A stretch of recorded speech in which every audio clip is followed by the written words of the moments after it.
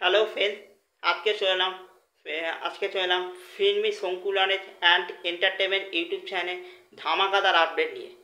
ধূমকেতুর update. দেবদা প্রত্যেকদিন back to back update দিয়ে যেতেন। আজকে দেবদা তার অফিসিয়াল পেজ থেকে জানিয়ে দিল কালকে টুমরো কালকে কালকে ধূমকেতুর টিজার আসছে। এটা তিনি অফিসিয়ালিভাবে জানিয়ে, রানা সরকারও জানিয়েছেন তার অফিসিয়াল পেজ থেকে।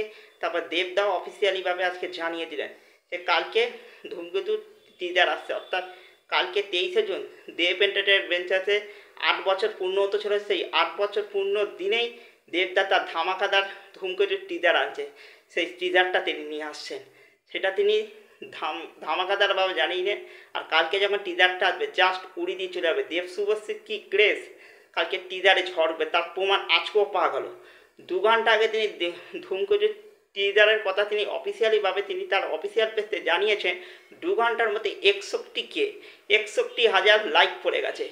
এটাই হচ্ছে দেবদার পাওয়ার, দেবদার ক্রেজ, অর্থাৎ দেব শুভশ্রীর ক্রেজ পরিষ্কার বোঝা যাচ্ছে। পুরো পুরো মানে সোশ্যাল মিডিয়ায় পুরো আগুন ছড়িয়ে আগুনের বন্যা বয়ে দিয়েছে। আগুনের গোলা ছুটছে, মানে ঝড় উঠে গেছে।